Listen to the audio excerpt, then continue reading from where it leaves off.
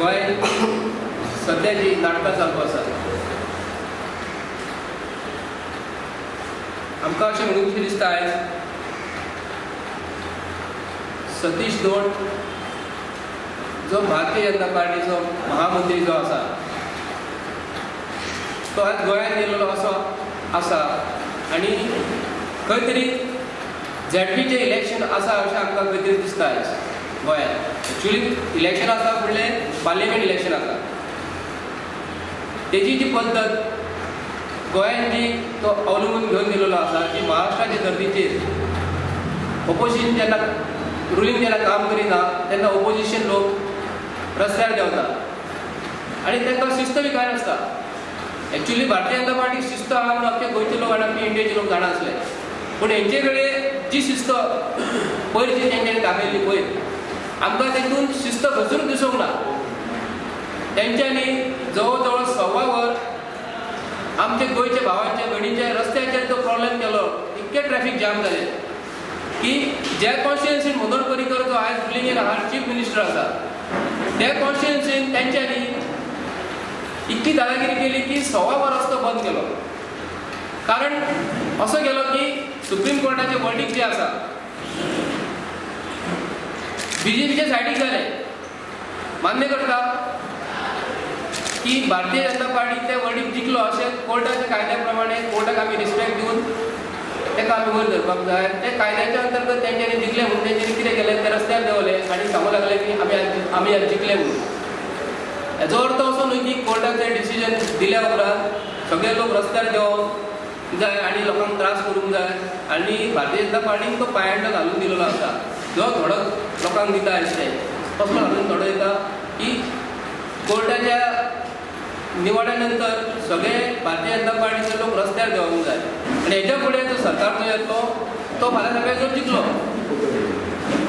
आनी ते जर रस्त्यार अशें देंवोंक लागले की अशें त्रास जातले की गोंयच्या लोकांक की भारतीय जनता पार्टी असो थोडो लोकांक घालून दिवंक फावनासलो. परिशदेचो विशय जो आसा बाब संजय कडेन सांगला पण एक गोष्ट हांव प्रामुख्यान तुमच्या माध्यमांतल्यान गोंयच्या लोकांक सांगूंक सोदता.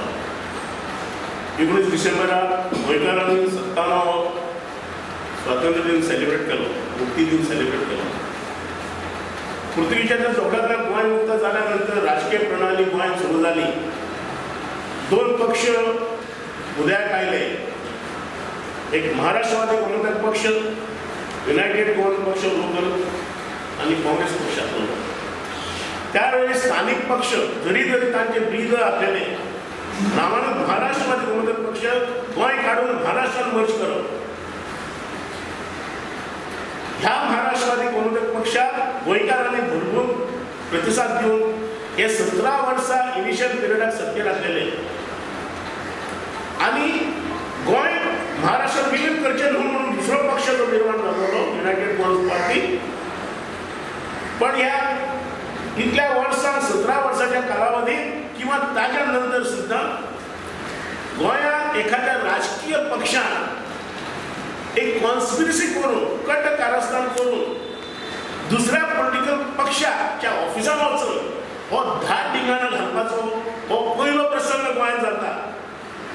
गोंयांत केन्ना राजकीय पक्ष राजकीय मतभेद आसलेले, पराकोटीचे मतभेद आसलेले. जेन्ना गोंय काडून महाराष्ट्र विलीन करणे सगळ्यात व्हडलो गोंयचो अस्मितेचो प्रश्न आसलो त्या इशूचेर जाल्यार रणकंदन जावपाक जाय आशिल्लें पूण गोंयांत केन्ना जालें ना.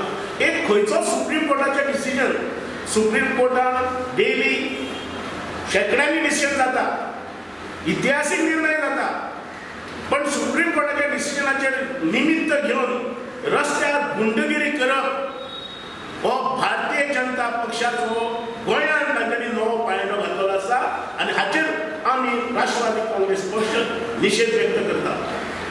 नांव जरी भारतीय जनता पक्ष आसलो बीजेपी हे बेजबाबदार जनता पार्टी आसा.